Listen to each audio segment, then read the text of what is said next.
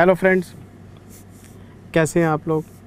हाँ जी बेटे, आज हम एक नया टॉपिक शुरू करने वाले हैं और आपके एग्ज़ाम्स के हिसाब से बहुत इम्पॉर्टेंट टॉपिक है बेटे।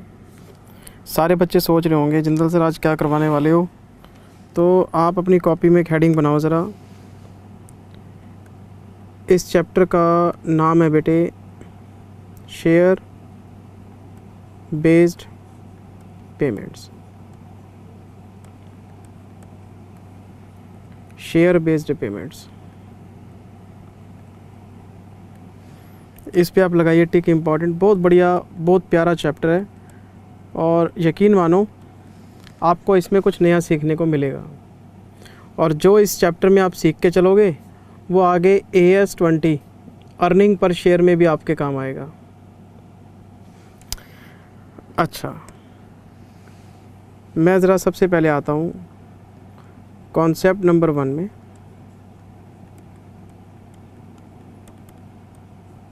Meaning of share based payments. Sir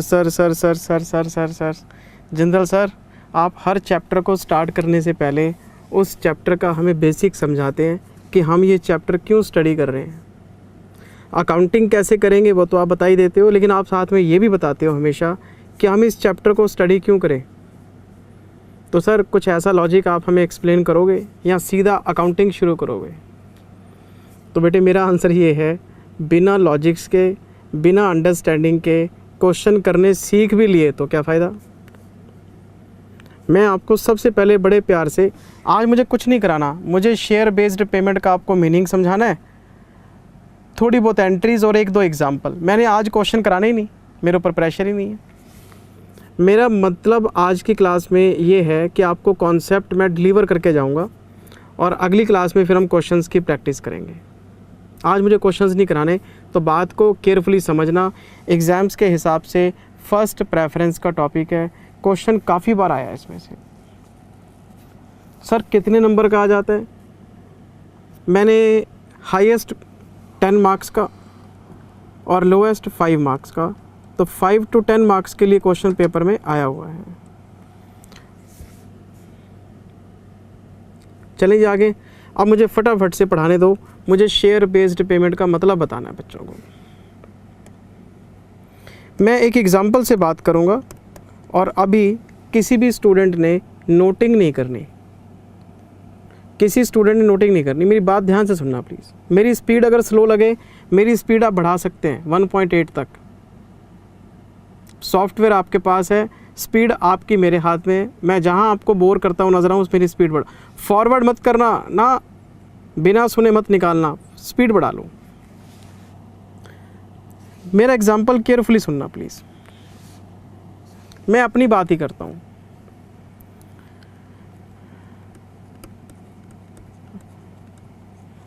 मैंने पेन ड्राइव क्लासेस सेल करने के लिए अपनी एक टीम बना रखी है बेटे। मैंने एक कंपनी खोल रखी है, Praveen Jindal classes private limited. Director भी मैं ही हूँ, शेयर होल्डर भी मैं ही हूँ, टीचर भी मैं ही हूँ, काम सारा मैं ही करता हूँ।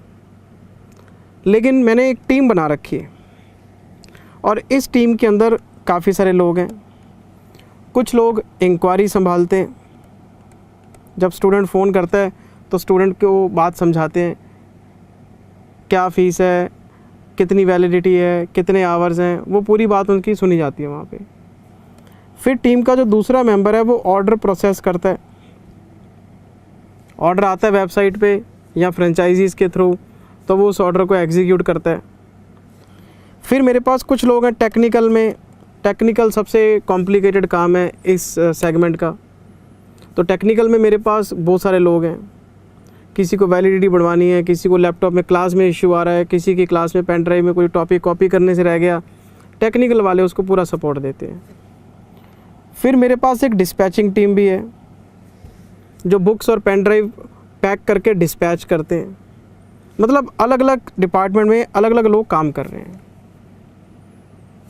डिसीज़न मेकिंग सारी मेरी, कंटेंट सारा मेरा, मेहनत सारी मेरी, लेकिन आप एक बात बताओ, क्या मैं इन लोगों के बिना आप लोगों तक सर्विस पहुंचा सकता हूं? मैंने क्लास में बहुत बढ़िया पढ़ाया, क्लास रिकॉर्ड कर ली, लेकिन बच्चे तक पहुंची नहीं, तो रेवेन्यू कैसे जनरेट होगा? तो ये जो टीम हमने बना रखी है, ये कहीं ना कहीं मैं इनके ऊपर डिपेंडेंट हूँ। इंक्वायरी लेना, ऑर्डर प्रोसेस करना, टेक्निकल संभालना, ऑर्डर को डिलीवर करना, मैं इन लोगों पे डिपेंडेंट हूँ। और मैंने बहुत मेहनत करके इन लोगों को ट्रेन किया, क्योंकि जब ये लोग आए थे तब तो इनको कुछ आता नहीं था। अब ये लोग खिलाड़ी बन गए, हज़ारों स्टूडेंट्स को इन्होंने मैनेज कर लिया। अब मैं सारा दिन बैठ के ऑफिस में ही सोचता रहता हूँ कि यार मेरे किसी एम्प्लॉय को कोई दूसरा टीचर ना ले जाए। अगर इनको किसी दूसरे टीचर ने अच्छी सैलरी ऑफ़र कर दी मेरे कंपैरिजन में, काम करना इनको आता है, ये तो चले जाएंगे। और अगर इस टीम में से कोई भी मेंबर गया तो मेरे को नया बंदा ट्रेन करना पड़ेगा, मेरा काम जो है इफ़ेक्ट हो जाएगा।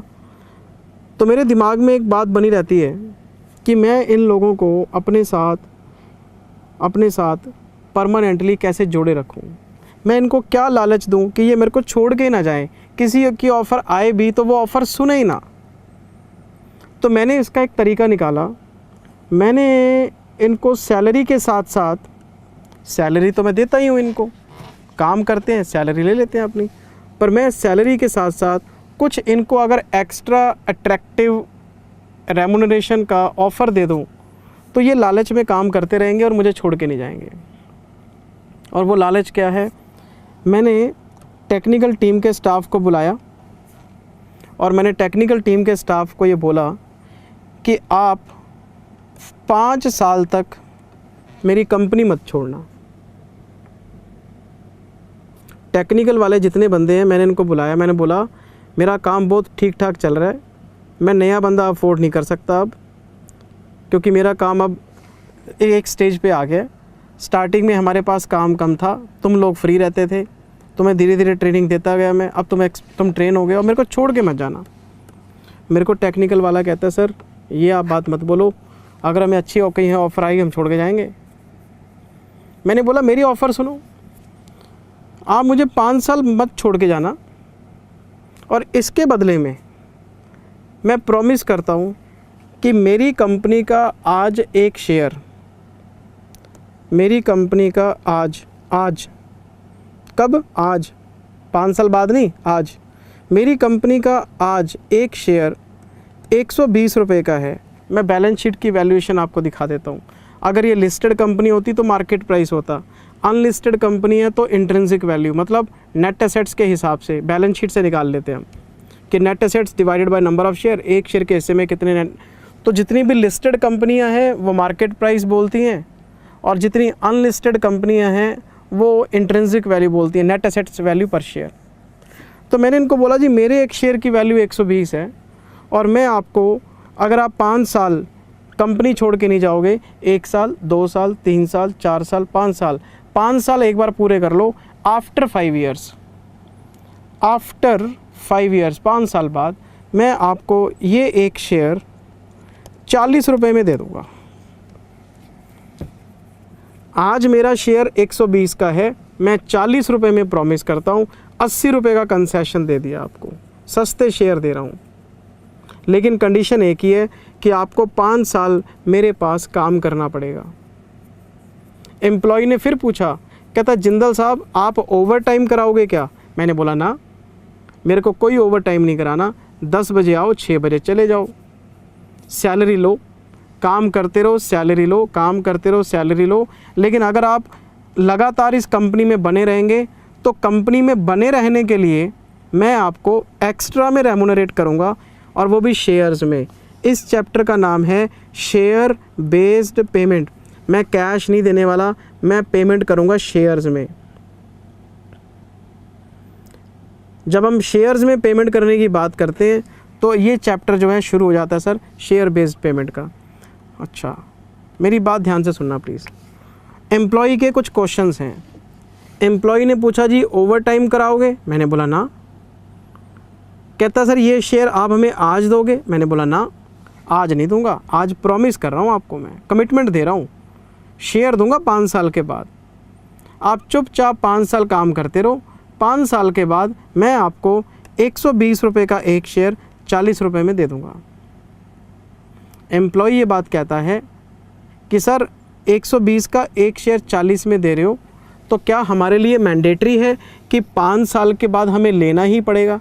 मैंने बोला नहीं, मैं आपको ऑप्शन दे रहा हूँ, मैं तो एक्स्ट्रा रेमुनरेट कर रहा हूँ। अगर आप शेयर मांगोगे मैं दे दूँगा, नहीं मांगोगे आपकी मर्ज़ी। क्योंकि एम्प्लॉय के पास सेविंग होगी, वो 40 रुपये देने लायक होगा, तभी तो सस्ते शेयर का फ़ायदा उठा पाएगा। मैं उनको ऑप्शन दे रहा हूँ, ऑप्शन लेना या ना लेना उनकी मर्ज़ी है। तो इस तरह के प्लान को हम कहते हैं ESOP, employ stock option plan. Option plan मैंने ऑफ़र किया, सस्ते शेयर्स को लेना या ना लेना उसकी मर्ज़ी है। वो हमें बता देगा 5 साल के बाद, अगर वो लेना चाहता है तो 40 रुपये ले आएगा घर से, मैं उसको शेयर दे दूँगा। नहीं लेना चाहता, मैं इस प्लान को कैंसिल कर दूँगा, मैं बोलूँगा लैप्स हो गया। मैं जितना बोल रहा हूँ, अकाउंटिंग इतनी आसान नहीं है, आप सुनते रहो, अभी मज़े लो आप इस चीज़ के कि मैं इस चैप्टर में करवाना क्या चाहता हूँ आपको। मैं इस चैप्टर में एम्प्लॉयज़ को सस्ते रेटों पे शेयर देना चाहता हूँ। मैं अपने एम्प्लॉयज़ को कंसेशनल रेट्स पे शेयर देना चाहता हूँ in lieu of conditional service period. वो मेरे पास एक मिनिमम पीरियड के लिए काम करेंगे और वो छोड़ के नहीं जाएंगे मेरी कंपनी को। यानी एम्प्लॉय का कंपनी को ना छोड़ना भी कंपनी के ऊपर एहसान ही है। फिर एक बच्चा भड़क गया, फेस टू फेस क्लास में जब ये चैप्टर पढ़ाता था, एक बच्चा खड़ा होकर कहता है सर एम्प्लॉय का कोई एहसान थोड़ा ना हमारे ऊपर, वो सैलरी ले रहा है, काम कर रहा है, आप उसको एक्स्ट्रा में बेनिफिट दे रहे हो तो कंपनी का नुकसान है। नहीं, आप कॉस्टिंग में लेबर का चैप्टर पढ़ के आए हैं, ग्रुप 1 के अंदर पढ़ा है ना आपने कॉस्टिंग में, तो उसमें हाल्से, रोवन, आपने मैरिक, एमरसन, जैन टास्क पढ़े हैं ना, ये सारे फॉर्मूले। तो वो क्या कहते हैं, इंसेंटिव की बात करते हैं। वो इंसेंटिव हम लेबर को क्यों देते हैं? ताकि वो मोटिवेट हों, वो ऑर्गेनाइजेशन के बारे में सोचें, प्रोडक्टिविटी को बढ़ाएं। तो हम यहाँ पे भी अपने एम्प्लॉयज़ को मोटिवेट कर रहे हैं ताकि उनकी लॉयल्टी कंपनी के बारे में बढ़े, उनको लगे कि कंपनी हमारे बारे में सोचती है। कंपनी सिर्फ सैलरी तक नहीं सोचती, कंपनी हमें अपना समझती है। जब कंपनी अपने एम्प्लॉयज़ को सस्ते शेयर देगी, वो कंपनी का शेयर होल्डर बन जाएगा फ्यूचर में। जब कंपनी का शेयर होल्डर बन जाएगा, उसको मालिक वाली फीलिंग आनी शुरू हो जाएगी। हम उसे कंपनी में परमानेंट तरीके से रखने देने के लिए कंपनी के साथ जोड़ना चाहते हैं इस चैप्टर के अंदर। इसलिए कंपनीज ईसॉप्स ऑफर करती हैं कि एम्प्लॉय को लगे कि नहीं, मैं यहाँ नौकर नहीं हूँ, मैं मालिक की तरह काम, मेरी कंपनी है यार, मैं काम कर रहा हूँ, मैं छोड़ के नहीं जा सकता इसको। साइकोलॉजिकली हम काम करते हैं यहाँ पे, क्योंकि हमें अपने एम्प्लॉयज़ की ज़रूरत है। एक बात और, इस तरह के जो प्लान्स हैं ये सिर्फ उन्हीं लोगों के लिए बनते हैं जो कंपनी को लगता है कि मेरे लिए इम्पॉर्टेंट है। अनस्किल्ड लेबर को थोड़ा ना ईसॉप्स देते हैं, वो कहता है तू जाएगा, तेरी जगह दूसरा आ जाएगा। अब मान लो मशीन ऑपरेट करने वाली लेबर है, माल ढोने वाली लेबर है, उसको थोड़ा ना हम ईसॉप देते हैं।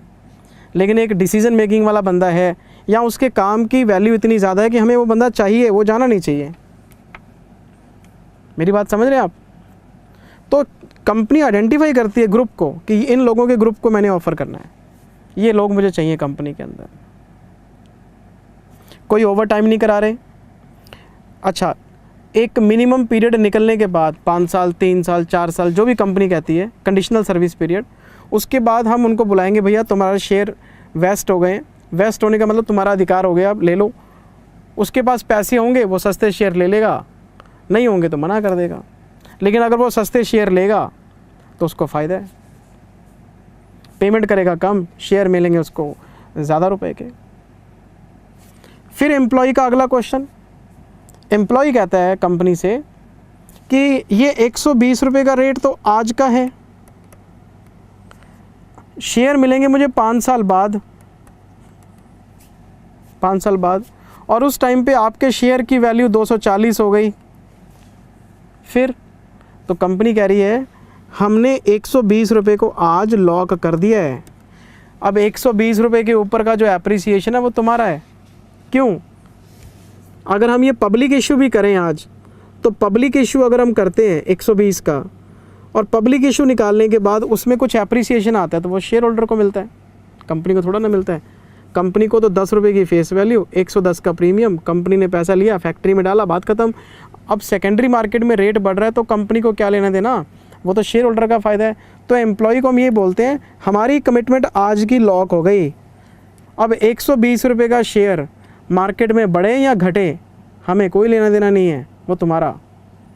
तो एम्प्लॉय बैठ के सोचेगा कि 40 रुपये देने, रेट चल रहा है 240 का, वो तो फटाफट घर से पैसे लेके आएगा, 40 रुपये कंपनी को देगा, शेयर लेगा 240 का बेच के 200 का मुनाफा। तो कंपनी उसके बारे में सोच रही है सर। तो एक बात यहाँ पे क्लियर कर लें कि आपने सिर्फ मार्केट प्राइस एक बार पढ़ना है, और वो मार्केट प्राइस कौन सी डेट का पढ़ना है, ग्रांट डेट का, प्रॉमिस डेट का, कमिटमेंट डेट का, आज का। और उसमें फ्लक्चुएशन सब्सिक्वेंटली क्या हो रहा है कंपनी बिल्कुल नहीं देखती। एम्प्लॉय ने फिर क्वेश्चन पूछा, कहते हैं अगर ये रेट 110 रह गया तो, अगर ये रेट 110 रह गया तो कंपनी कहती है तुम्हें अभी भी फ़ायदा ना लायक, 40 रुपये लेके आने तूने, 110 का शेयर है, अभी भी 70 रुपये कमा रहे हैं। कंपनी अपनी अकाउंटिंग 120 के हिसाब से करेगी। ये तो मैं उसकी पॉकेट पे इम्पैक्ट बता रहा हूँ कि वो एक्सरसाइज करेगा तो क्यों करेगा, वो एक्सरसाइज नहीं करेगा तो क्यों नहीं करेगा। 240 हो गया, करेगा एक्सरसाइज, 200 रुपये का मुनाफा है उसको, 110 अभी भी उसको 70 रुपये का मुनाफा है, रेट रह गया मार्केट में 30 रुपये का कंपनी का। अब वो कंपनी को हाथ जोड़ देगा, वो कहेगा बाबूजी मैं आपसे 40 रुपये का शेयर क्यों लूँ, मार्केट में 30 का मिल रहा है। तो जितने भी ऑप्शन आपने बनाए होंगे वो सारे लैप्स हो जाएंगे, कोई भी एम्प्लॉई इसको एक्सरसाइज नहीं करेगा। तो मैं आपको यहाँ रीज़न समझाने की कोशिश कर रहा हूँ कि आपने एम्प्लॉई को बोला कि 5 साल जॉब कर, वो कहता है करूँगा। 5 साल निकलने के बाद अगर मार्केट प्राइस इस एक्सरसाइज प्राइस से, जिस प्राइस पे ऑफर होता है ना उसको बोलते हैं एक्सरसाइज प्राइस, अगर मार्केट प्राइस एक्सरसाइज प्राइस से नीचे जाता है, वही एक केस है जब ऑप्शन अनएक्सरसाइज रह जाते हैं और एम्प्लॉय को बेनिफिट नहीं मिल पाता और वो हाथ जोड़ देता है, कहता है मेरे को नहीं चाहिए। लेकिन अगर मार्केट प्राइस इस 40 रुपये से ऊपर रहेगा तो उसको फ़ायदा ही फ़ायदा है, वो 40 रुपये कंपनी को देगा, सस्ते शेयर मिलेंगे, मार्केट में महंगे भी बेच के मुनाफा कमा लेगा वो। पर हमें इस कहानी से कोई मतलब नहीं है। क्यों? हम एम्प्लॉय की बुक्स में नहीं खड़े, हम खड़े कंपनी की बुक्स में। तो कंपनी की बुक्स में कुछ बातें ध्यान रखनी पड़ेंगी। हम सबसे पहले ध्यान रखेंगे कि market price on the date of promise क्या है, 120। अच्छा, ऑफ़र प्राइस क्या है, 40। ऑफ़र प्राइस का दूसरा नाम एक्सरसाइज प्राइस, 40। अच्छा, कितने साल का वेस्टिंग पीरियड है? जिंदल सर वेस्टिंग पीरियड, हाँ, ये जो 5 साल है ना, ये इसके 2 नाम हैं।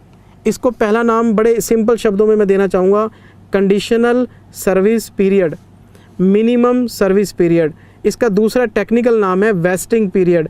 वेस्टिंग पीरियड का मतलब है कितने साल बाद ये अधिकार उसका वेस्ट हो जाएगा, उसको मिल जाएगा। तो जो 5 साल, 3 साल, 4 साल एग्जाम्पल में क्वेश्चन में दे रखे होंगे, हम उसको बुलाएंगे वेस्टिंग पीरियड।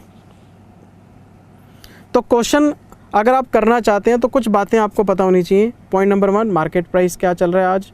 अच्छा, दूसरा एक्सरसाइज प्राइस क्या दे दिया आपने, इन दोनों का डिफरेंस क्या होगा, डिस्काउंट, कंसेशन, लॉस, कंपनी का नुकसान हो गया। 120 माइनस 40, 80 रुपये का नुकसान हो गया कंपनी को। अगर कंपनी पब्लिक इशू करती है 120 में करती है, कंपनी ने एम्प्लॉय को दे दिया 40 में, कंपनी का नुकसान हो गया 80 रुपये का।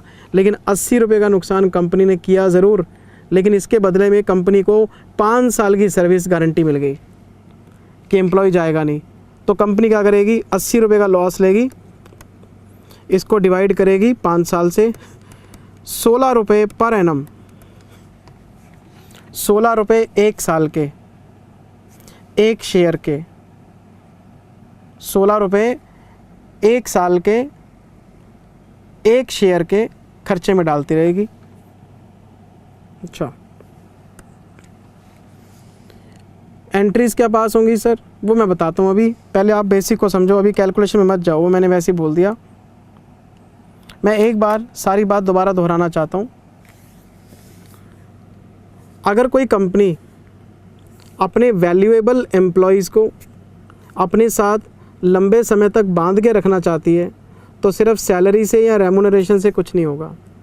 कंपनी को उनको फील कराना होगा कि they are not employees, they are a part of company, they are the owners.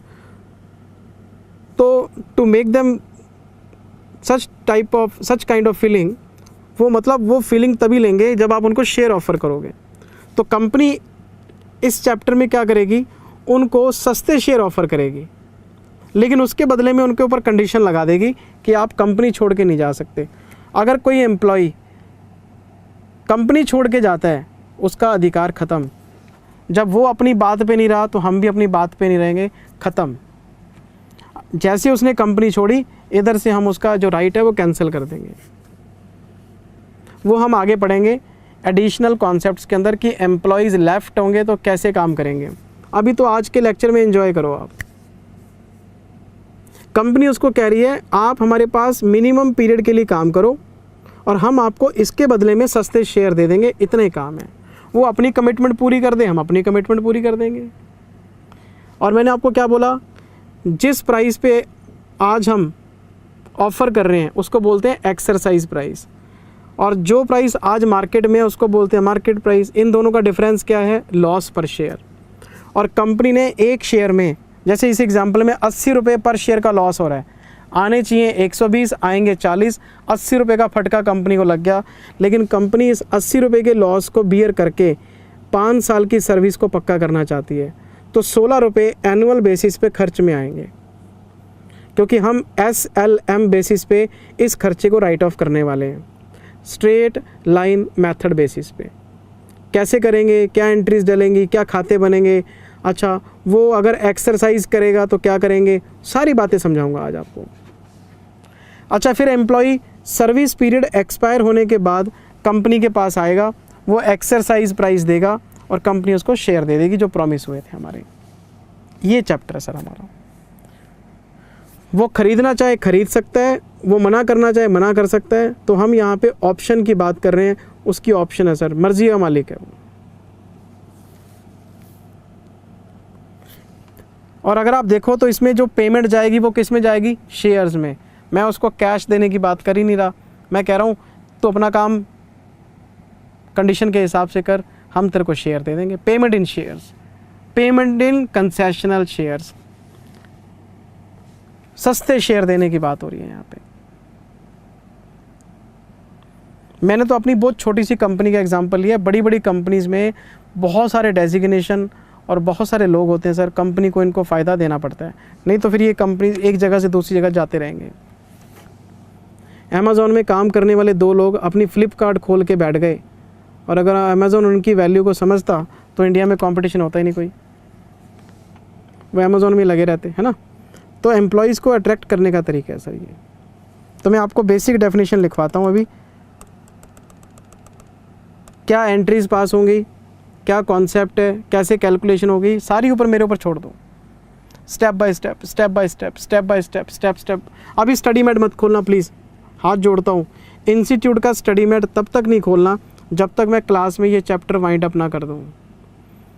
आज एक क्लास ले ली, स्टडी मैट खोल लिया, सर उनके पढ़ाने का तरीका बहुत बहुत बहुत कॉम्प्लिकेटेड है। जो चीज़ें पहली पढ़ानी चाहिए वो बाद में लिखते हैं स्टडी मैट में, जो बाद में पढ़नी चाहिए वो पहले लिख देते हैं। जो बच्चा सेल्फ स्टडी करता है वो शुरू में स्टडी मैट बंद कर देता है। प्लीज़ अभी नहीं, जब मैं बोलूँगा कि चैप्टर वाइंड अप हो गया आप स्टडी मैट से मैच कर लेना सारा, बस अभी मेरे को आप बेसिक डेफिनेशन लिखवाने दो।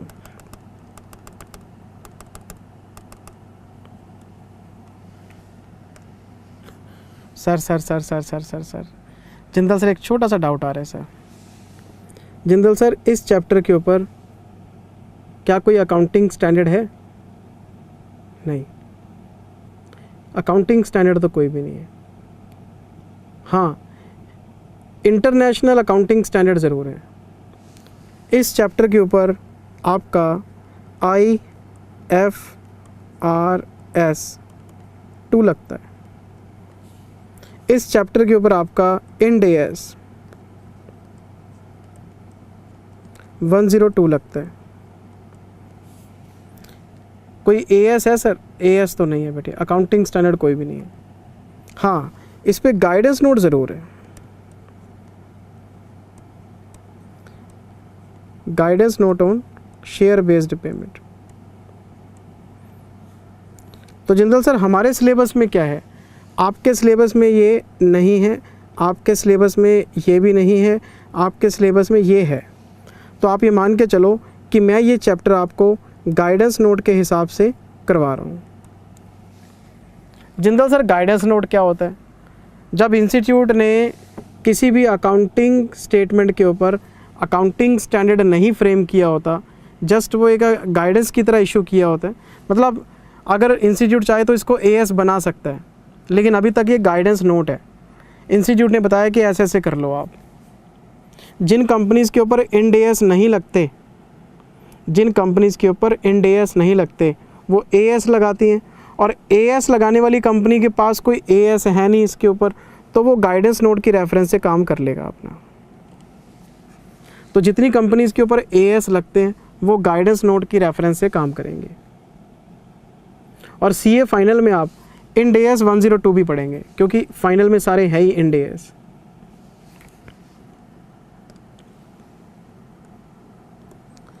As per the provisions,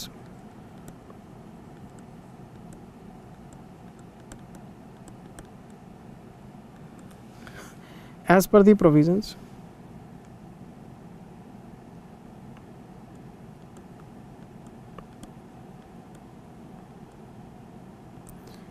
share based payments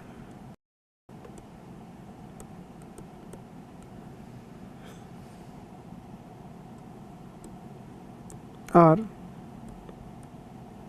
made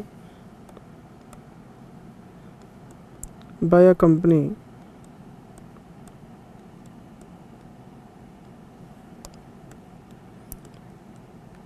to its employees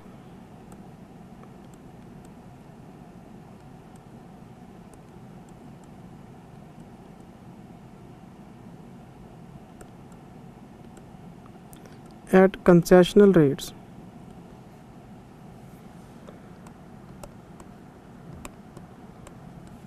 in lieu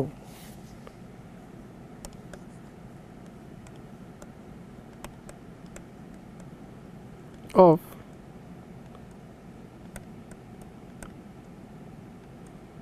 conditional service period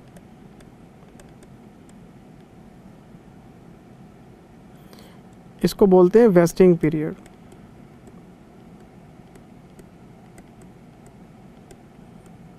और any other wasting condition. Jindal sir आपने ये कंडीशनल सर्विस पीरियड तो बता दिया, ये तो हमें समझ में आ गया कि 3 साल 4 साल वो काम करेगा, कंपनी छोड़ के नहीं जाएगा तो सस्ते शेयर मिल जाएंगे। ये अदर वेस्टिंग कंडीशन क्या है? सारी बात आज नहीं बता सकता बेटे, ये चैप्टर भी चलेगा आगे, तो ये आगे थोड़ा सा एक्सप्लेन करूँगा मैं आपको। एम्प्लॉयज़ लेफ़्ट होंगे तो क्या होगा? अच्छा, अगर कोई मार्केट प्राइस का टारगेट पूरा हो गया तो क्या होगा? सेल का टारगेट दे दिया, प्रॉफिट का टारगेट दे दिया। तो सर्विस पीरियड तो एक बेसिक चीज़ है कि 2 साल मत छोड़ो, 3 साल मत छोड़ो, 4 साल मत छोड़ो। अब मान लो रिलायंस कंपनी है, रिलायंस कंपनी को क्या फ़र्क पड़ता है किसी एम्प्लॉय से? तो वहाँ पे जो बहुत ज़्यादा डेवलप्ड कंपनीज़ हैं वहाँ पे वेस्टिंग कंडीशन अलग तरीके से दी जाती है, वो हम डिस्कस कर लेंगे आगे। आज की क्लास में पूरा फोकस डालो कि भैया मुझे 3 साल कंपनी में काम करना है, मुझे शेयर मिलेंगे। आज की क्लास में जो कंडीशन हम डिस्कस करेंगे वो सर्विस पीरियड की है, वेस्टिंग पीरियड की है।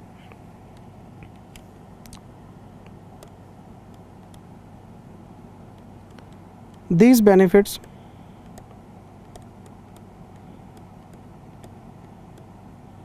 can be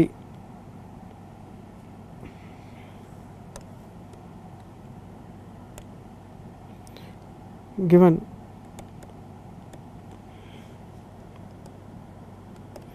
in 3 forms as follows.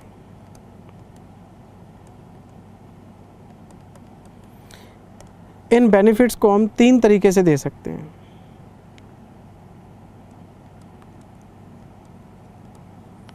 Types of share based payments. Share based payments के टाइप्स हैं सर। क्या टाइप्स हैं? हमारे पास इसके 3 टाइप हैं।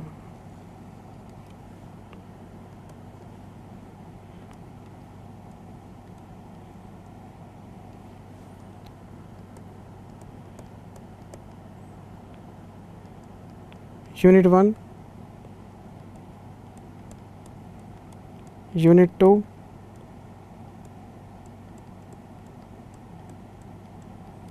यूनिट 3। सबसे पहले हमारे पास है ESOPs।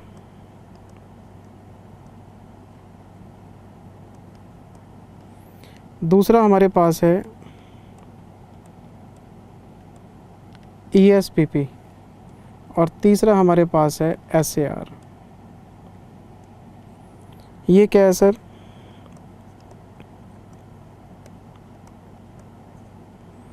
Employees stock option plans.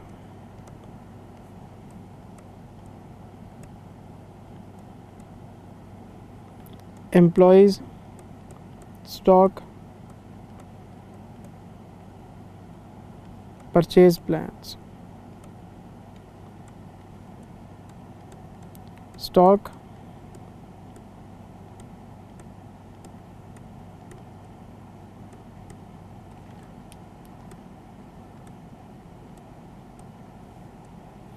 Appreciation rights.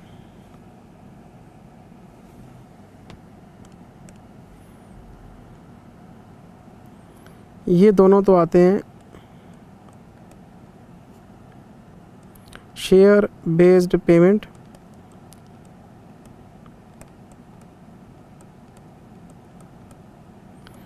Equity settlements, और ये आ जाते हैं इसमें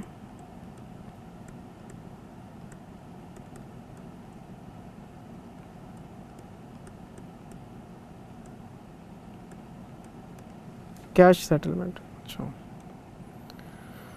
मैं आज शुरू करने वाला हूँ यूनिट 1,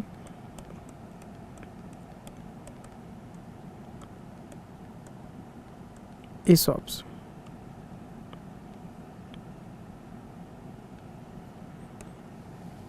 और इसमें एक बहुत ही प्यारा वर्ड है ऑप्शन। कोई ज़बरदस्ती नहीं है सर, कंपनी सस्ते शेयर देना चाहती है, लेना या ना लेना एम्प्लॉय की मर्ज़ी। तो मैं आ गया ESOPs में। अब सारे बच्चे एक बार नोटिंग बंद कर दें, सारे बच्चे नोटिंग बंद कर दें। मैं कुछ वैल्यूज़ लिखूंगा और कैलकुलेशन कैसे होंगी, एंट्रीज़ कैसे होंगी, समझ लो आप एक बार प्लीज़। मान लो नंबर ऑफ़ एम्प्लॉयज़ हैं जिनको कंपनी ESOP देना चाहती है, ये मान लेते हैं 100 एम्प्लॉयज़ हैं।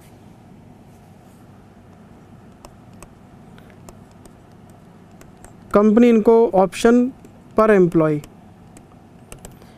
एक एम्प्लॉय को 50 शेयर देना चाहते हैं। शेयर लिखा हो, ऑप्शन लिखा हो, एक ही बात है। एक ऑप्शन में एक शेयर होता है। अगर मैं लिख दूँ ना ऑप्शन पर एम्प्लॉय 50, तो एक ऑप्शन में अगर एक शेयर है तो 50 शेयर ही माने जाएंगे वो, है ना। अच्छा, इसका मतलब क्या हुआ? 100 एम्प्लॉयज़ हैं, 50 ऑप्शंस हैं, तो 5000 शेयर हो गए। एक एम्प्लॉय को 50 शेयर देने की हमारी कमिटमेंट है, तो 100 के लिए 5000 हो गई। ठीक है। मार्केट प्राइस आज का क्या चल रहा है? आज का मार्केट प्राइस है 180 रुपये का। कंपनी का एक्सरसाइज प्राइस क्या है? इसको क्या बोलते हैं? Offered price. ये मान लेते हैं कंपनी ने 110 रुपये दिए। कंपनी ने वेस्टिंग कंडीशन क्या लगाई है? 3 ईयर्स की, 3 साल। 3 साल आपको काम करना पड़ेगा।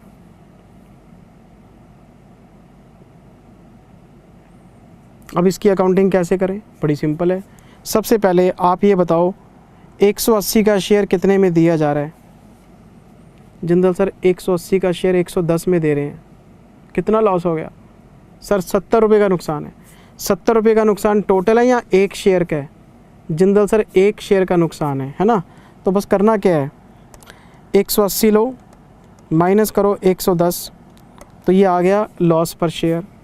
इसको नंबर ऑफ़ एम्प्लॉयज़ इससे मल्टीप्लाई करो, into number of employees into shares पर एम्प्लॉय, तो ये 5000 शेयर्स पे कितना नुकसान हुआ? अच्छा, ये तो सर आपने टोटल लॉस निकाल लिया। हाँ, ये हमारा टोटल लॉस आ गया।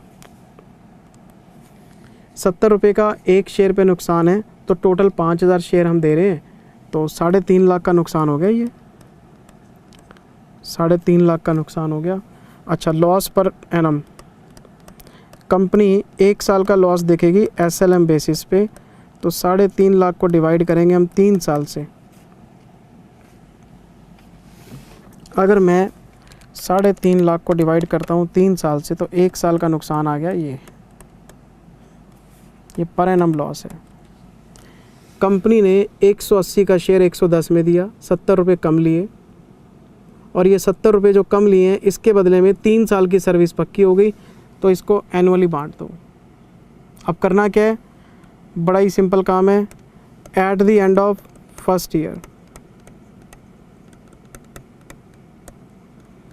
Jindal sir accounting grant date से शुरू करनी है या at the end of first year? ना, प्रॉमिस डेट को कुछ नहीं करना, प्रॉमिस डेट को ग्रांट डेट बोलते हैं, कुछ नहीं करना, साल के एंड में आ जाओ। क्यों सर? पहले एम्प्लॉय सर्विस दे हमें। कितने साल की सर्विस उसने देनी है? 3 साल की। कितने साल की सर्विस वो हमें दे चुका? 1 साल की। तो 1 साल की सर्विस ले ली, 1 साल का खर्चा बुक कर लो। 1 साल का खर्चा कितना है? तो इसकी एंट्रीज का फॉर्मेट आपको याद रखना पड़ेगा। हम पहली एंट्री पास करेंगे, एम्प्लॉय पहला word, compensation expense account debit to ESOP outstanding account 1/16, और हम दूसरी एंट्री पास करेंगे, P&L account debit to employees compensation expense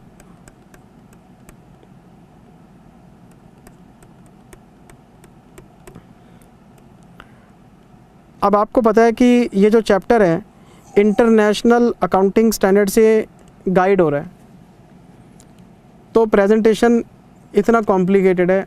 अगर हम इंडियन की बात करें ना, तो नेट एंट्री तो एक ही बनती है, P&L account debit to ESOP outstanding.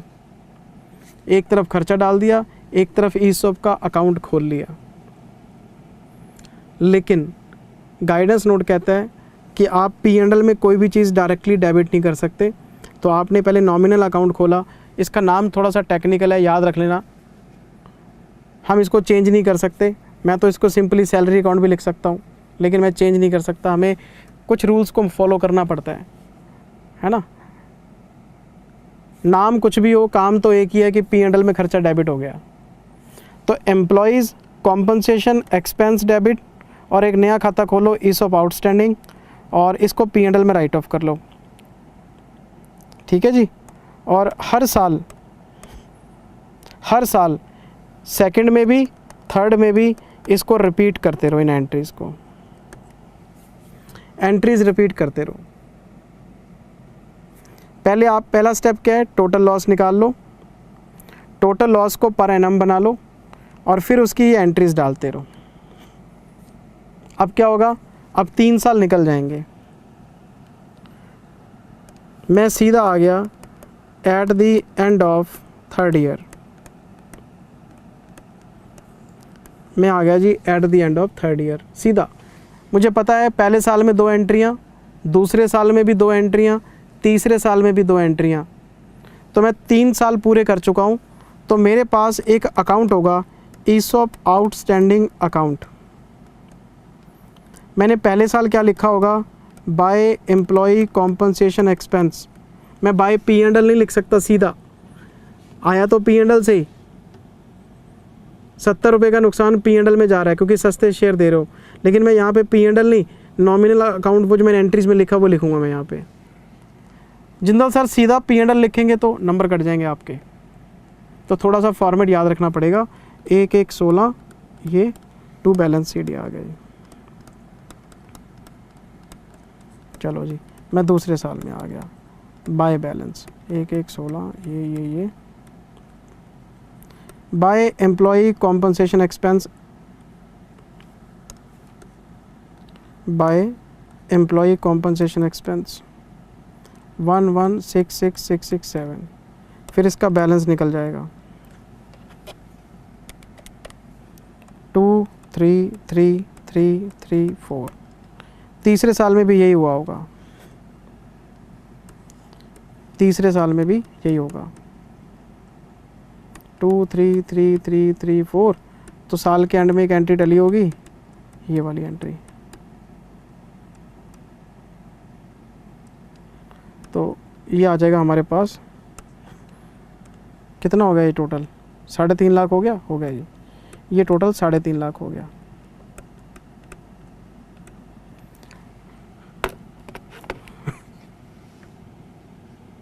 ये 3.5 साल का हो गया, ठीक है जी। अच्छा, अब अब अब अब अब अब अब अब अब अब अब एम्प्लॉय को उसका प्रॉमिस याद कराओ। एम्प्लॉय को बोलो कि भैया 110 रुपये लेके आओ। एम्प्लॉय को बोलो 110 रुपये लेके आओ, 110 रुपये लेके आओ, 110 रुपये लेके आओ और 180 का शेयर ले जाओ। ज़रा थोड़ा सा सोचो, कंपनी ने अपनी जेब से 3 सालों में, सुना मेरी बात, कंपनी ने अपनी जेब से 3 सालों में कितने रुपए डाल दिए? 70 रुपये। इसको बोलेंगे एम्प्लॉयर कंट्रीब्यूशन। 70 रुपये कंपनी डाल के बैठी है, 3.5 लाख रुपए तैयार पड़े हैं मेरे पास। अब मैं एम्प्लॉय को कह रहा हूँ लाओ 110, वो कहता लो जी 110। कितने शेयर थे? 5000 5000 5000। कितने शेयर थे? 5000 5000 5000। कितने शेयर थे? 5000। तो मैं एंट्री पास करूँगा बाय कैश 5.5 लाख।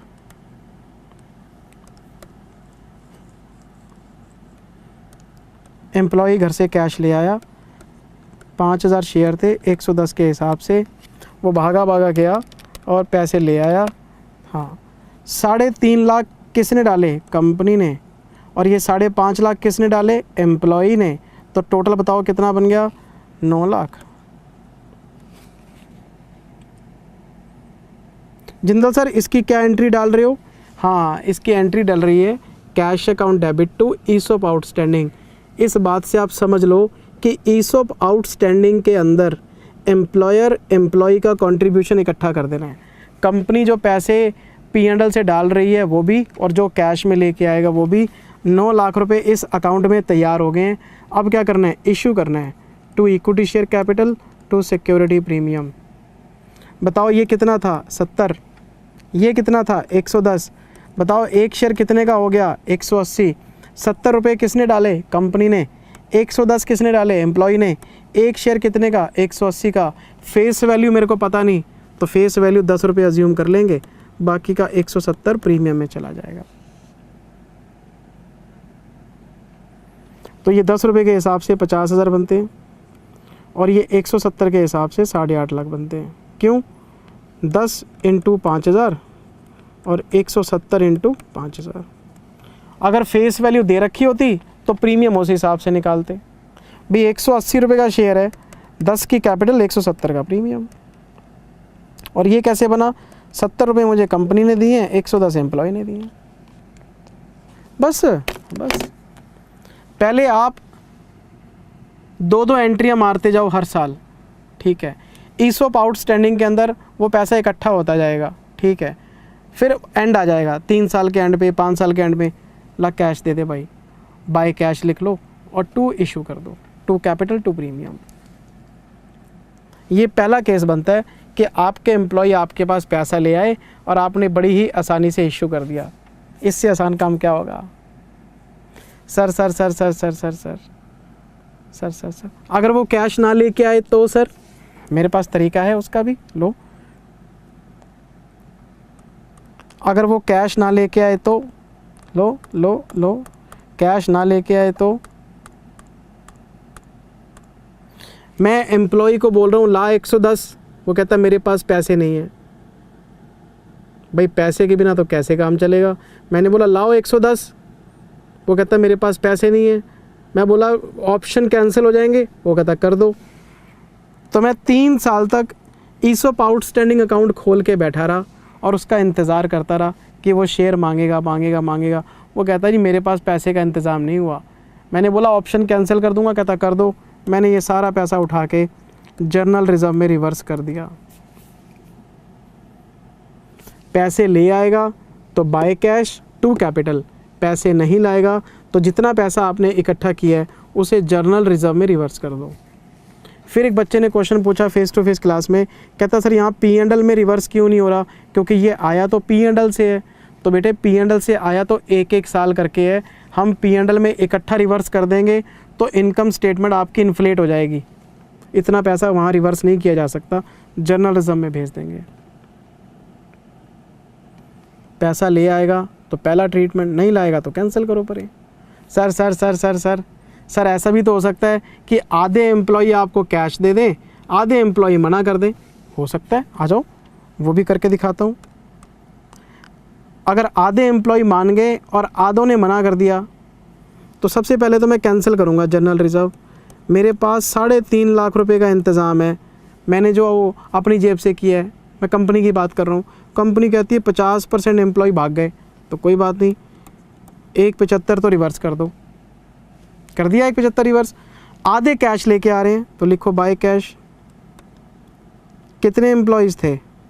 100, 50% मान गए, आधे एम्प्लॉय मान गए और एक एम्प्लॉय को 50 शेयर दे रहे हैं हम, 110 रुपये मंगवा रहे हैं। अरे सीधी सीधी बात, 5000 शेयर थे, आधे भाग गए आधे मान गए तो 2500 शेयर का हिसाब किताब आप इशू कर दो। 50 × 50 2500, 2500 × 110, 275 आएगा। सारे मान जाते तो 5.5 लाख आ जाता, आधे लोग माने तो आधा पैसा आएगा। तो 2 शेयर कैपिटल, 2500 शेयर हैं, 10 रुपये की कैपिटल, लो जी 25,000। 2 प्रीमियम, 2500 शेयर हैं, 170 रुपये के हिसाब से कैपिटल, प्रीमियम सॉरी, 425, लो जी। 3 केस बनते हैं। अगर सारे मान जाते हैं तो फुल कैश ले लो, सारे मना कर देते हैं तो जर्नल रिजर्व में डाल दो, आधे मानते हैं तो और आधे रिवर्स करते हैं तो जो मना करते हैं उनको रिवर्स कर लो, जो मानते हैं उनसे कैश मंगवा लो, इशू कर दो आप, बस। तो अगर आप इसका प्रोसेस को समझो तो पहले तो हर साल 2 एंट्री डालनी है, employee compensation expense to ESOP outstanding और P&L account debit to ESOP outstanding. हर साल रिपीट करते रहो और जब ये टाइम ख़त्म हो जाए, वेस्टिंग कंडीशन पूरी हो जाए तो उनको उनका प्रॉमिस याद कराओ, लाओ पैसे और उसके अकॉर्डिंग एंट्री डाल दो। पर ये सारी अकाउंटिंग एक ही अकाउंट के थ्रू लेके चलनी है आपने, ईसॉप आउटस्टैंडिंग अकाउंट। मेरे को नहीं लगता कि इसमें कोई मुश्किल काम है। पहले खर्चा खर्चा खर्चा, फिर कैश, फिर इशू। कैश नहीं आ रहा तो रिवर्स, या फिर जो मिक्स एंड मैच होगा देख लेंगे हम।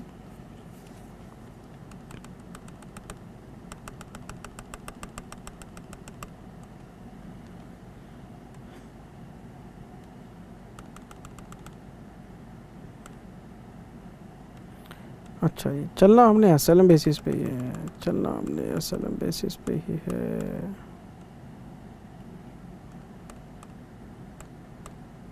लिखो जी,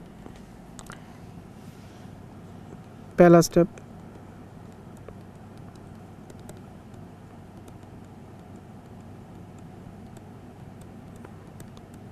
अकाउंटिंग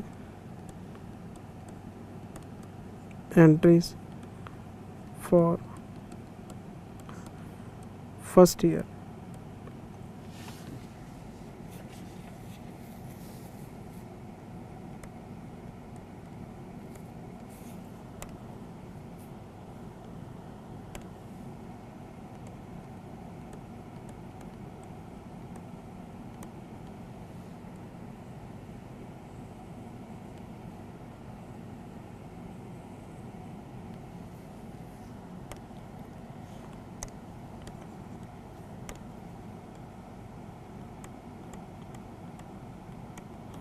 ईसॉप्स ग्रांट करने के बाद पहले साल की अकाउंटिंग क्या होगी, तो मैं इसमें लिखूँगा पहला स्टेप।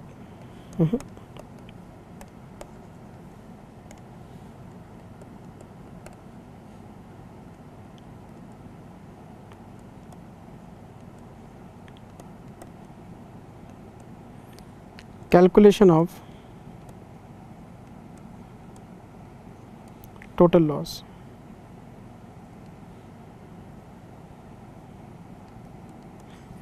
सबसे पहले आपको टोटल लॉस निकालना चाहिए। Total loss due to grant of ESOPs.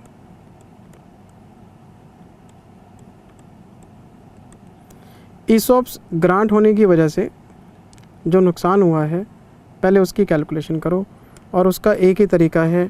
अगर आप टोटल लॉस निकालना चाहते हैं, सारे बच्चे मेरे साथ साथ बोलें, सोचें कि टोटल लॉस कैसे निकलेगा। तो हमने इसका फॉर्मूला क्या बनाया था, मार्केट प्राइस किस चीज़ का, पर शेयर, कब का, ऑन ग्रांट डेट।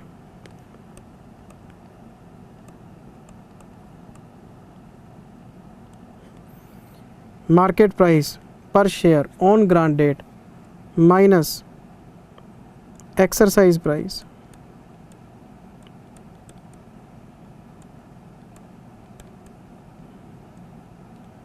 पर शेयर।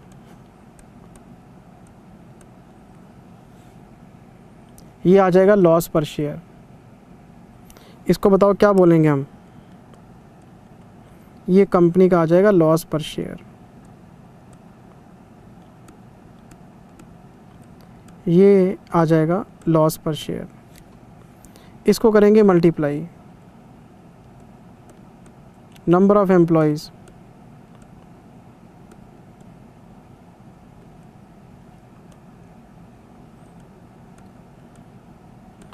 अंडर ईसॉप, जो प्लान में नंबर ऑफ एम्प्लॉयज़ कवर हो रहे हैं। फिर इसको करेंगे मल्टीप्लाई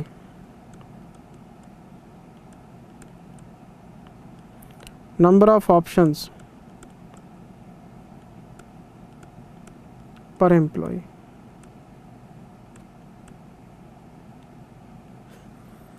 पर एम्प्लॉय नंबर ऑफ एम्प्लॉय है 500, एक एम्प्लॉय को दिए हैं आपने 100 ऑप्शन, तो 50,000 शेयर हो गए। नंबर ऑफ एम्प्लॉयज़ हैं 100, नंबर ऑफ ऑप्शन है 10, तो 1000 शेयर हो गए।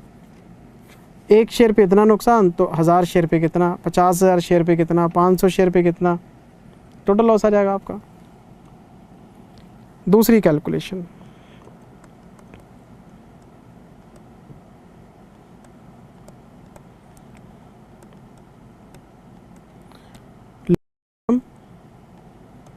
On SLM basis.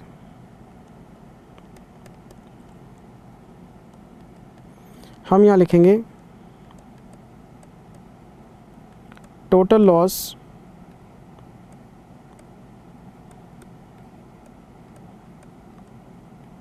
Due to ESOPs divided by, इसको डिवाइड कर देंगे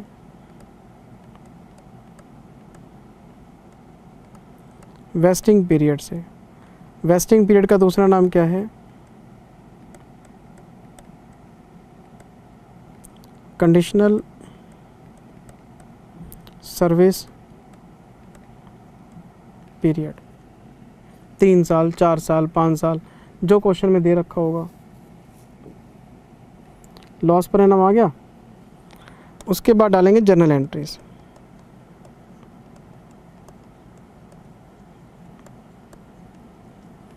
eight the end of first year, ना तो बिगिनिंग में ना ही ग्रांट डेट को। एंट्रीज कब डलेंगी, ध्यान रखना, एंट्रीज डलेंगी एंड ऑफ ईयर, साल के एंड में 31 मार्च को।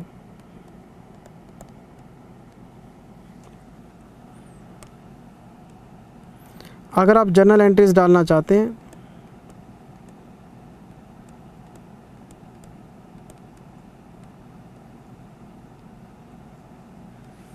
तो फर्स्ट एंट्री डलेगी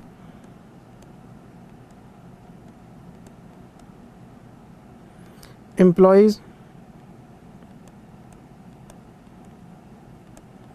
कॉम्पनसेशन। नाम ही टेक्निकल रख दिया, जाना तो P&L में ही है। Employees compensation expense debit to ESOP's outstanding account.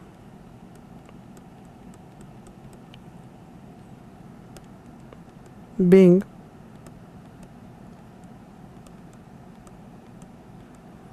annual expense debited for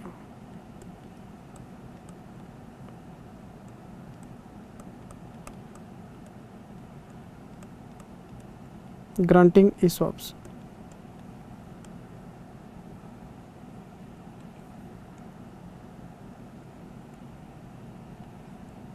second entry में आते हैं।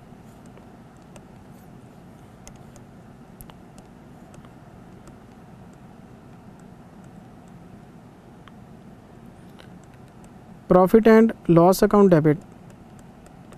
ये पेपर में मेरी तरह मत लिखना P&L, प्रॉफिट एंड लॉस पूरा लिख के आना। To employees compensation expense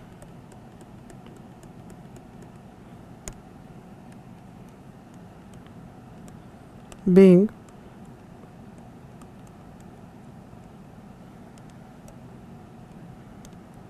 employee compensation expense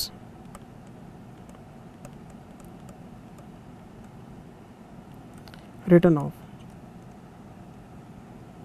हमने इसको राइट ऑफ कर दिया है। और अगर आप इसका नेट इफेक्ट देखो तो ये दोनों ख़त्म हो गए। नेट एंट्री क्या बनी? P&L टू ESOP, लेकिन नेट एंट्री पेपर में पास नहीं करनी, 2 एंट्रियाँ दिखानी है। और अगर आप इसके फर्स्ट सेकंड में अकाउंट बनाना चाहो, employees compensation expense account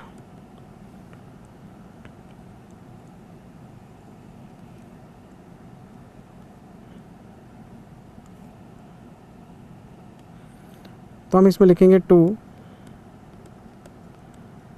ESOP outstanding account और फिर इसके सामने लिखेंगे by profit and loss account.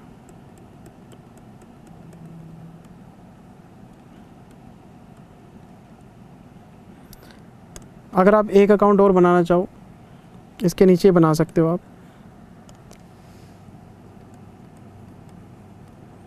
ESOP outstanding account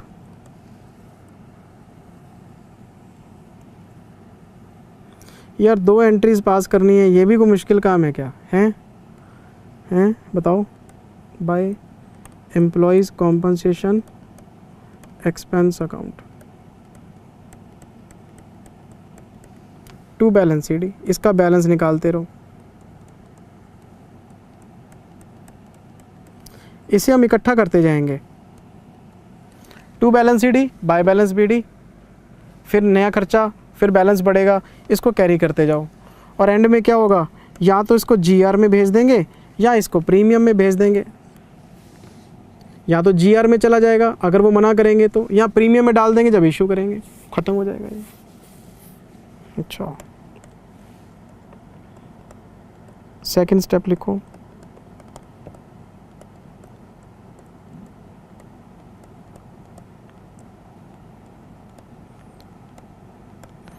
accounting entries for second year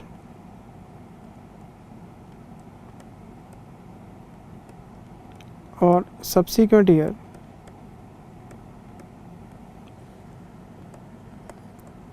in vesting period। जो मैंने आपको बताया वो फर्स्ट ईयर के लिए था। अब सेकंड, थर्ड, फोर्थ जो भी है, सेकंड, थर्ड, फोर्थ जो भी है, अब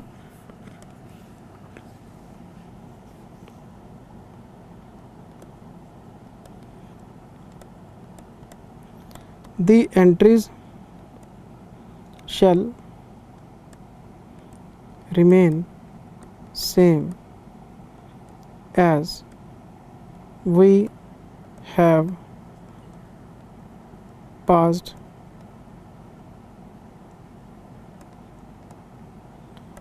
eight the end of first year. Entries वही रहेंगी। अगर 3 साल हैं तो 6 एंट्रियाँ डलेंगी, 2 साल हैं तो 4 एंट्रियाँ डलेंगी, 1 साल है तो 2 एंट्रियाँ डलेंगी, 4 साल है तो 8, 1 साल में 2 एंट्रीज डालनी है, नंबर ऑफ ईयर से उसके हिसाब से एंट्रीज बढ़ाते रहना। फिर आ जाएगा जी तीसरा स्टेप,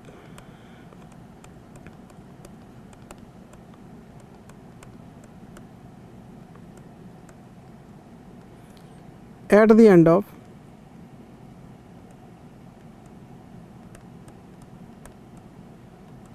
कंडीशनल सर्विस पीरियड, यहाँ बोलते हैं एट द एंड ऑफ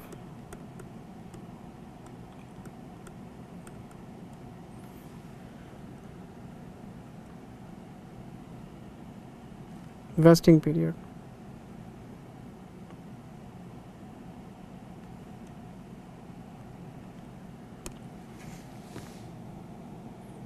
जब ये एक्सपायर हो जाएगा तब 2 ऑप्शन होंगे। Case 1, if employees are not interested in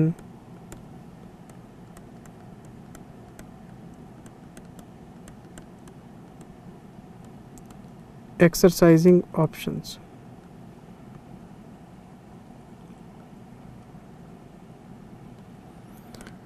अगर एम्प्लॉयज़ ऑप्शंस को एक्सरसाइज करने में इंटरेस्टेड नहीं हैं तो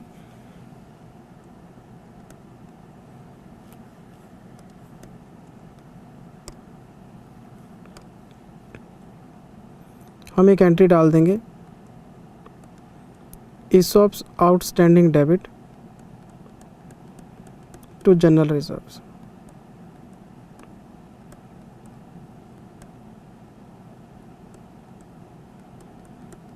और हम इसमें लिखेंगे बीइंग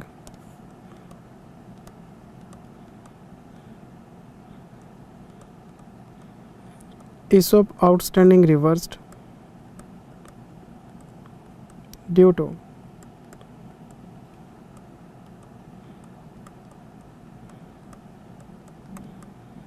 unexercised options।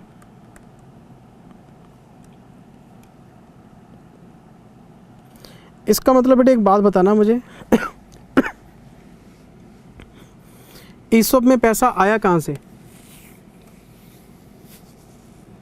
ESOP में पैसा आया कहाँ से? अरे सर, P&L टू ESOP अभी तो आपने कराया था और ESOP टू GR करा दिया आपने, याद है ना? हाँ जी सर याद है। ये एंट्री आपने नेट बताई थी। पहले employee compensation expense to ESOP कराया, फिर आपने P&L टू कॉम्पनसेशन एक्सपेंस करा दिया। नेट एंट्री सर यही बनती थी आपकी। तो पहले ये पैसा P&L से निकल के यहाँ गया, अब ये रिवर्स हो गया। तो इसका मतलब पैसा P&L से निकला और GR में चला गया, किसी को दिया तो नहीं ना। ये बात याद रखना, मैं इसका मतलब आगे बताऊंगा, अभी बताऊंगा 5 मिनट के बाद। पैसा P&L से निकला, GR में चला गया, पैसा P&L से निकला, ESOP में गया, ESOP से GR में। मतलब किसी को देना नहीं होता, दिखाने के लिए होता है ये। P&L चल भी GR, अच्छा दिखाने के लिए बस। हाँ, किसी को देना थोड़ा ना है। कंपनी कहती है 180 का शेयर 110 में दिया, 70 रुपये का लॉस हो गया, 70 रुपये को 3 सालों में बांट के P&L करते रहे, बाद में बोला चल भी GR, किसी को देना नहीं। ठीक है, ये बात आप याद रखना। अभी पैसा P&L से निकला और GR में चला गया, ये बात आप याद रखना। मैं भी याद रखूँगा, आप भी याद रखना, इसका बहुत फ़ायदा मिलेगा अभी आगे आपको। सुनते जाना बात। दूसरा case,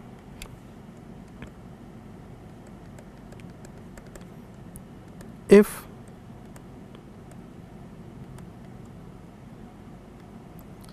employees are interested in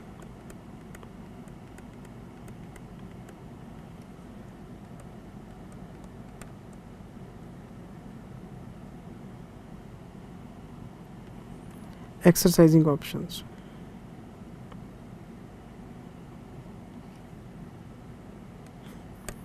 If employees are interested in exercising options.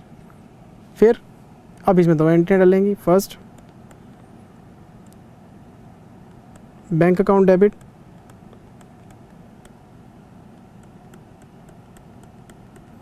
To ESOP outstanding,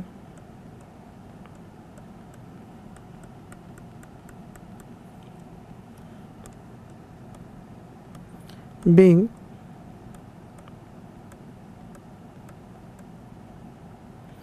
employees contribution received for exercised options.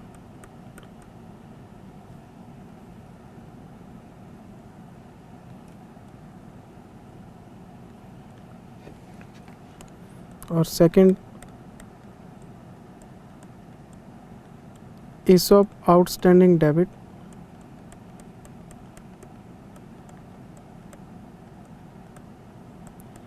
to share capital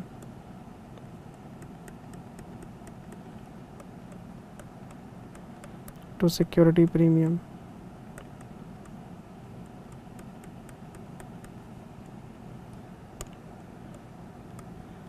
being shares issued under ESOPs.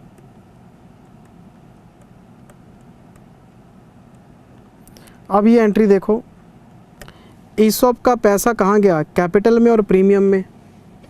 अगर 180 रुपये का एक शेयर 110 में दे रहे हैं और मान लो फेस वैल्यू 100 भी है, मान लो फेस वैल्यू 100 भी है, फेस वैल्यू 100 है, 110 वो लेके आ रहा है ना, घर से लेके आ रहा है, तो फेस वैल्यू का पैसा तो वो दे ही रहा है. अच्छा, फेस वैल्यू का पैसा तो वो देगा ही देगा, क्योंकि एक्सरसाइज प्राइस हमेशा फेस वैल्यू से अबव रहता है. तो इसका मतलब ये हुआ कि अगर वो फेस वैल्यू के बराबर वो पैसा लेके आ रहा है, तो ये जो ESOP में पैसा पड़ा था वो कहाँ गया, वो प्रीमियम में गया.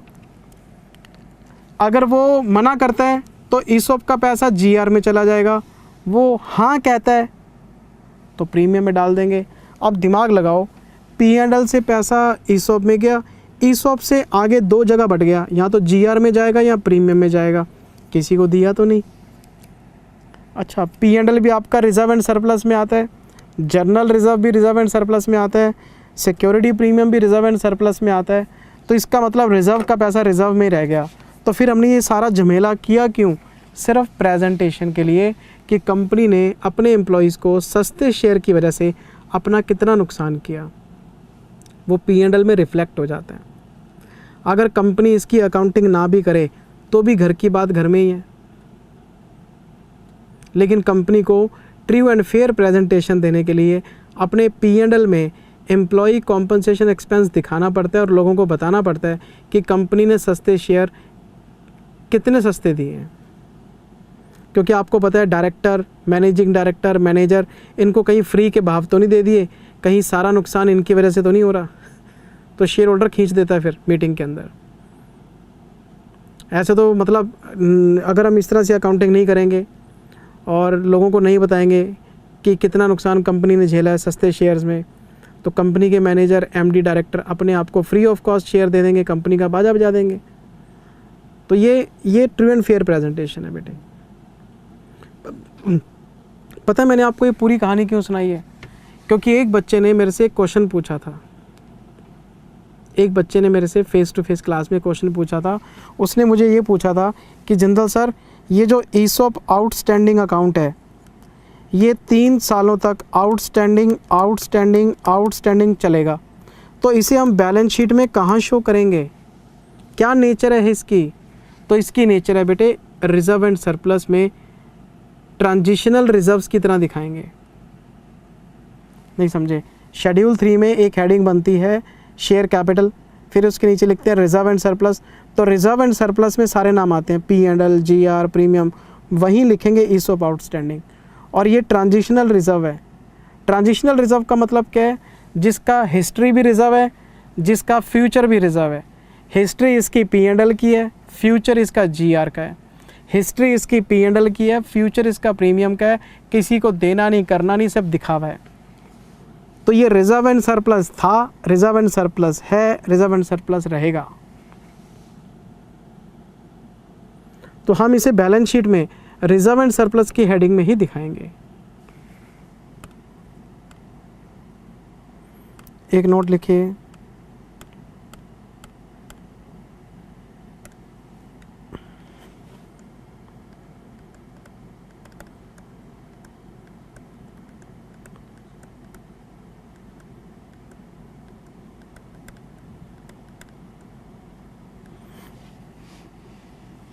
as per the provisions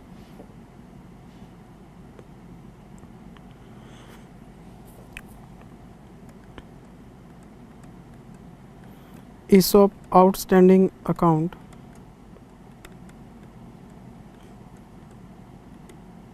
is a type of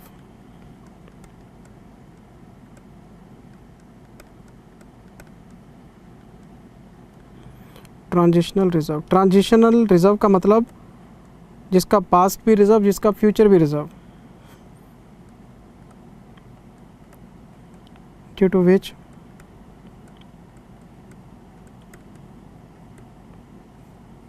it will be disclosed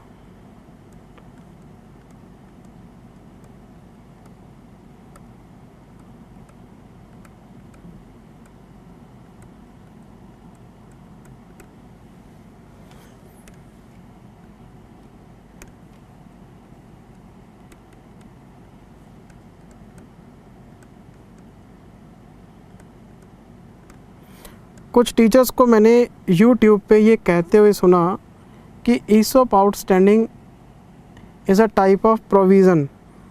कैसे हुआ प्रोविज़न? ये कोई कैश में थोड़ा ना देना हमने किसी को, ये कोई प्रोविज़न थोड़ा ना है ना, ये तो रिजर्व है। पूरी कहानी मैंने आपको बता दी, इस प्रेजेंटेशन के बेसिस पे चलना हमने। तो हर साल 2-2 एंट्रियाँ, बस उसके बाद क्या करना है, हाँ भाई लेगा, नहीं लूँगा, चल GR, हाँ भाई लेगा, ला पैसे दे, शेयर ले जा, बस इतना सा काम है। तो आप इसमें एग्जांपल लिखो एक, लेकिन मैं इसमें एक ना हेडिंग आपको ठीक कराना चाहता हूँ। हाँ, ये ना कॉन्सेप्ट नंबर 1 हटाओ यहाँ से आप, क्योंकि मैंने यूनिट लिख दिया ना आगे। हाँ, यूनिट लिख दिया, यूनिट 1 शुरू किया हुआ है। हाँ, मीनिंग ऑफ SBP है, कॉन्सेप्ट नहीं है यहाँ पे, मीनिंग ऑफ SBP है, ठीक है।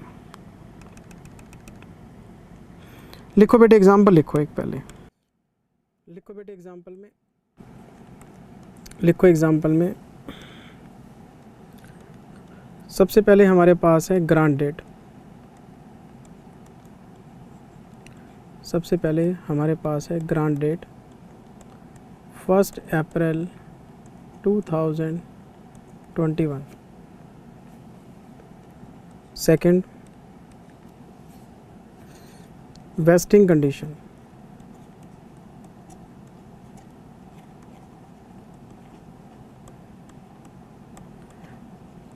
Wasting condition 3 years।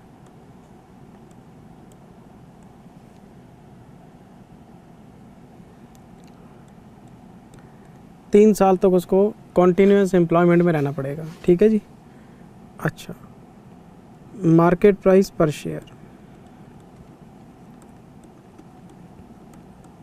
Market price पर share on grant date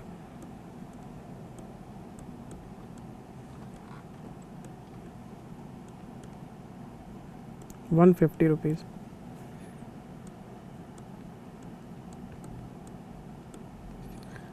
exercise price बताइए, ₹120। Number of employees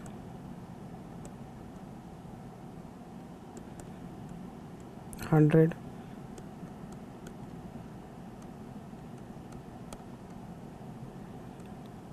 options per employ ये भी 100, बहुत बढ़िया।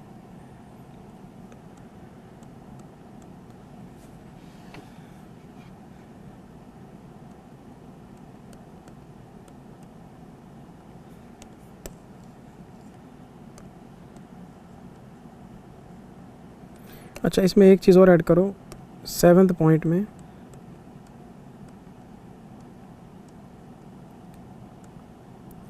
फेस वैल्यू पर share,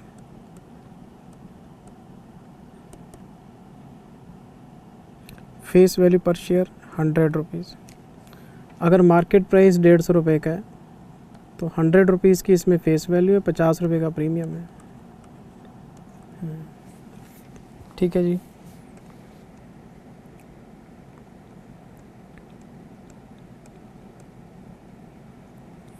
pass journal entries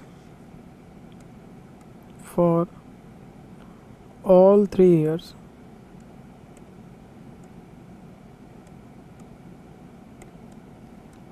assuming all employees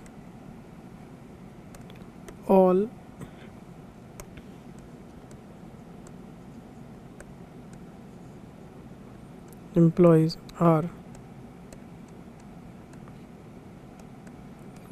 interested in ESOPs,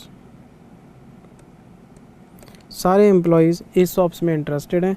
आपको ये एग्ज़ाम्पल सॉल्व करना है और आपको अगर इसका सॉल्यूशन चाहिए तो सबसे पहले आपको टोटल लॉस पता होना चाहिए।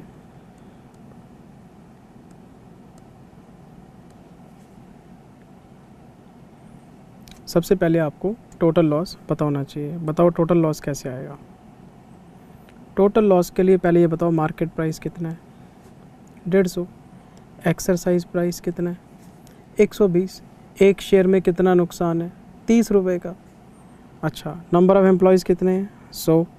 एक एम्प्लॉय को कितने शेयर देने हैं, 100। तो 10,000 शेयर्स पे कितना, 3 लाख रुपए का नुकसान है। अच्छा, देख लेते हैं आओ। सबसे पहले 150 माइनस 120, ये हो गया market price minus exercise price. Number of employees कितने हैं, 100। और एक एम्प्लॉय को ऑप्शन कितने दे रहे हैं, ये भी 100। तो बताओ फिर कितना नुकसान हुआ, 3 लाख रुपए का।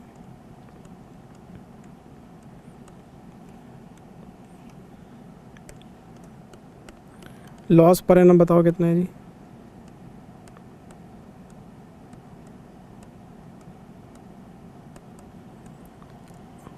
₹3 लाख का अगर टोटल लॉस है, डिवाइड करेंगे 3 साल से,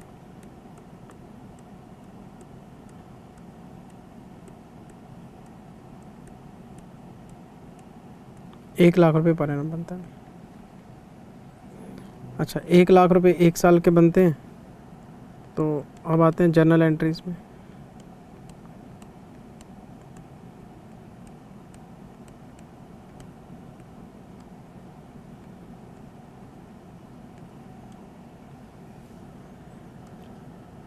सबसे पहले फर्स्ट ईयर,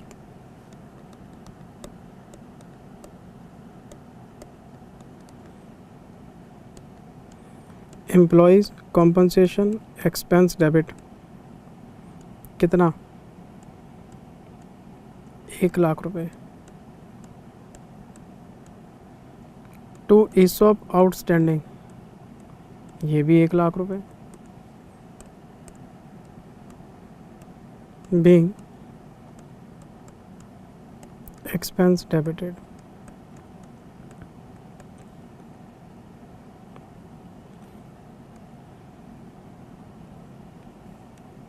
सेकेंड एंट्री में आते हैं।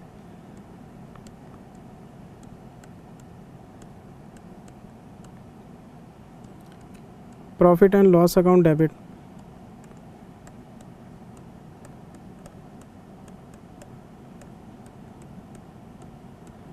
To employees compensation expense,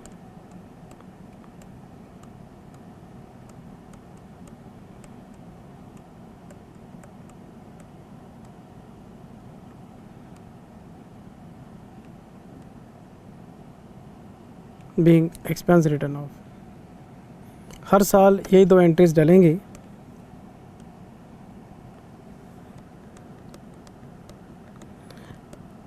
paper में ये मत कराना डू ना लिख के आनी पड़ेंगी entries.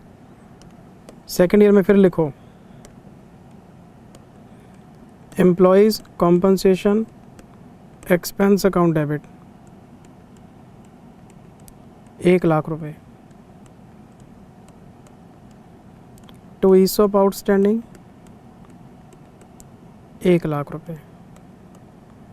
Being expense debited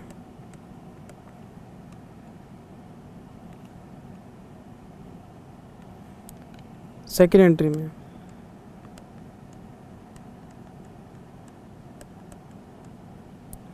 profit and loss account debit to employees compensation expense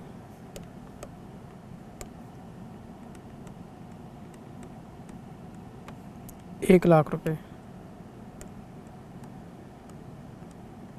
being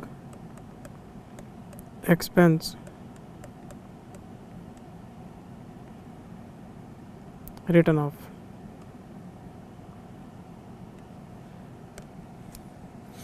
पता है मैं बार बार क्यों लिख रहा हूँ कि अगर टीचर नहीं लिखेगा तो स्टूडेंट कैसे लिखेगा, मेरे को लिखनी पड़ेंगी। तो आपको ये लगेगा कि जब सर लिख रहे हैं, नहीं तो बच्चा पेपर में कोई ना कोई शॉर्टकट मारा आता है, नंबर कट जाते हैं उसके। Employees compensation expense account debit 1,00,000 रुपये। टू ईसॉप आउटस्टैंडिंग वही 1,00,000 रुपये। Being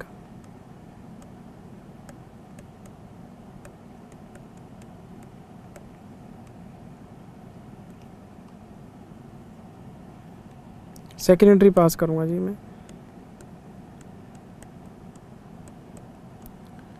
profit and loss account debit 1,00,000 रुपये। टू एम्प्लॉयज़ कॉम्पनसेशन एक्सपेंस 1,00,000 रुपये। बीइंग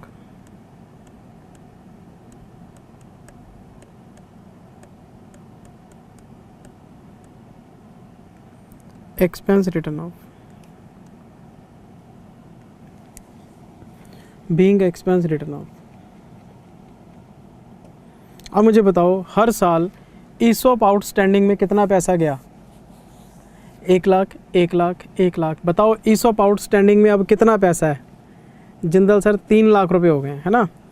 और सारे के सारे एम्प्लॉयज़ क्या हैं? इंटरेस्टेड हैं। मैंने एग्जांपल में लिखवाया आपको कि सारे एम्प्लॉयज़ इंटरेस्टेड हैं। अगर सारे एम्प्लॉयज़ इंटरेस्टेड हैं तो 10,000 शेयर पे 120 रुपये के हिसाब से 12,00,000 रुपये आ जाएंगे। 100 एम्प्लॉई हैं, 100 ऑप्शन है, 10,000, 120 का एक्सरसाइज प्राइस, लाओ 12,00,000। 12,00,000 वो लाएगा, 3,00,000 मैंने डाल दिए, 15,00,000। 15,00,000 के शेयर इशू कर देते हैं। 2 मिनट का काम है, आओ मेरे साथ।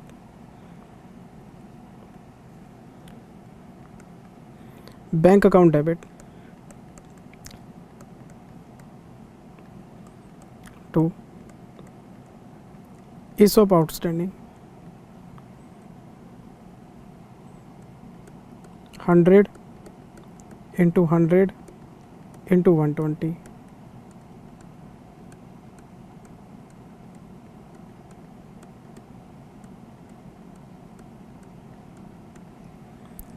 being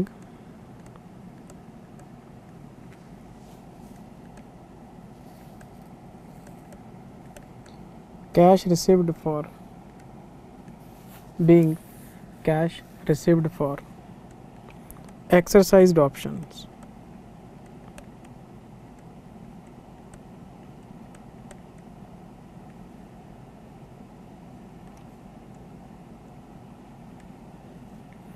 cash received for exercised options. अब क्या करना है? New issue. और क्या करना है? एंट्री पास कर देंगे। ईसॉप्स आउटस्टैंडिंग डेबिट, ध्यान रखना 3,00,000 प्लस 12,00,000 15,00,000 हो गए मेरे पास। 15,00,000 के मैं शेयर इशू करने जा रहा हूँ। To share capital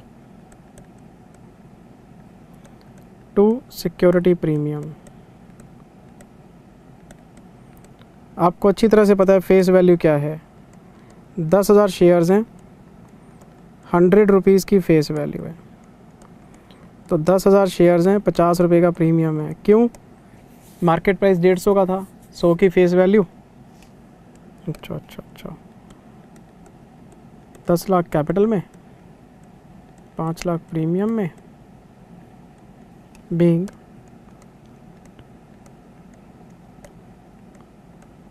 shares issued.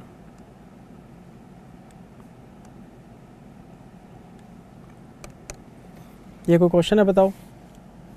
अच्छा मैं इसी में एक चेंज कर रहा हूँ, इसके नीचे लिखना ज़रा,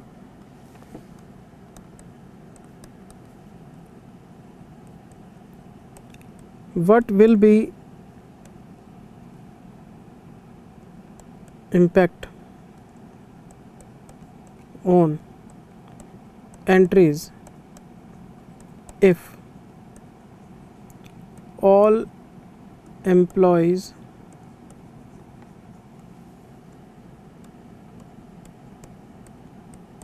reject the options?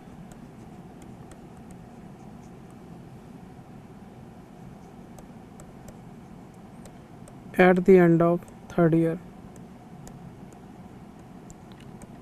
इसका तो एक ही रीज़न होगा, मार्केट प्राइस गिरा होगा, इन्होंने मना कर दिया हमें नहीं चाहिए। अच्छा सब लोगों ने मना कर दिया, तो कहते हैं बताओ आपके आंसर पे क्या इफ़ेक्ट पड़ेगा। तो एक ही इफ़ेक्ट पड़ेगा,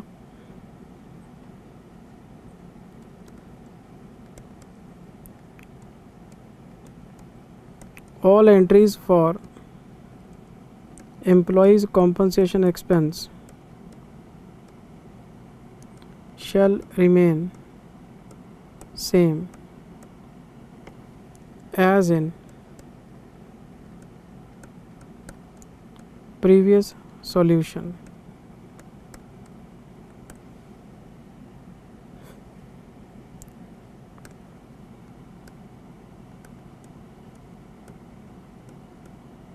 The following entry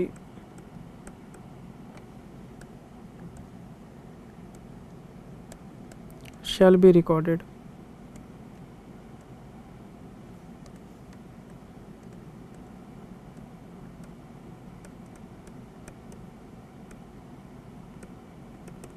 और हम इसमें एंट्री पास करेंगे, ईसॉप आउटस्टैंडिंग डेबिट 3 लाख। जब सारे एम्प्लॉयज़ ने मना कर दिया तो फिर हमारे पास कैश तो आना नहीं, इशू होना नहीं, इसको उठा के जर्नलिज्म में मारो, पर ख़त्म करो इसको। 3 लाख को जर्नलिज्म में, being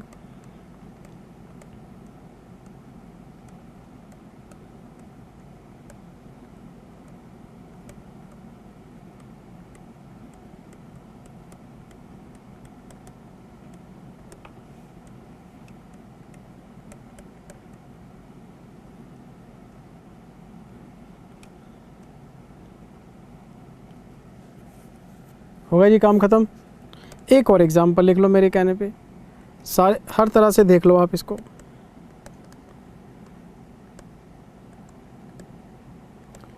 assuming 50% of employees are interested and remaining 50%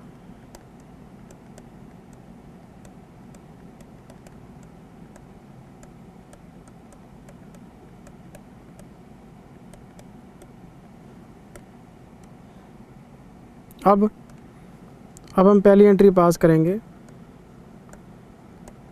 सारे बच्चों को पता है ईसॉप में 3 लाख पड़े हैं, आधे उड़ाओ पहले तो आप। ESOP outstanding 1,50,000। क्यों? मेरे पास 3 लाख पड़े हैं और आधे एम्प्लॉयज़ मना कर रहे हैं, तो उड़ाओ परे, जर्नल रिजर्व में भेजो इसे। भेज दिया जी। बीइंग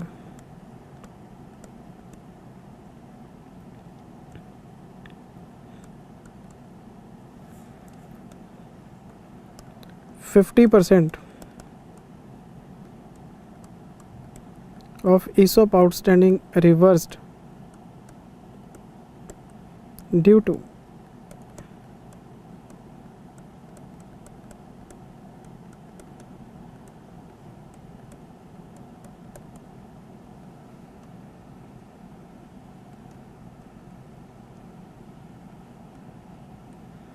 सेकेंड एंट्री बताओ जी। पैसे मंगवा लो सर। कितने लोगों से? आधे लोगों से पैसे मंगवा लो। कितने एम्प्लॉय थे? 100। कितने ऑप्शन थे? 100। कितने रुपए हैं? 120। और कितने percent? 50%।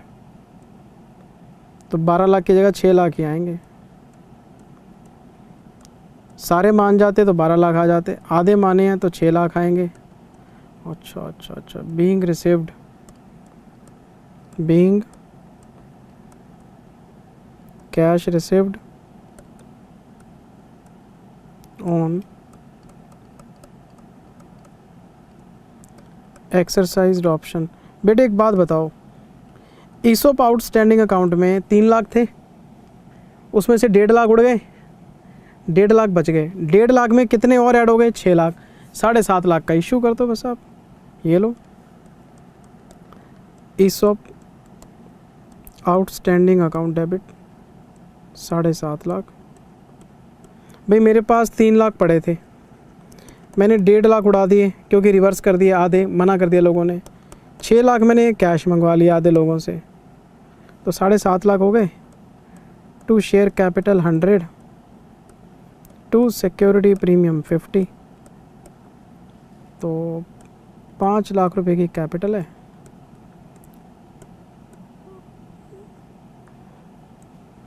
Being shares issued under ESOPs.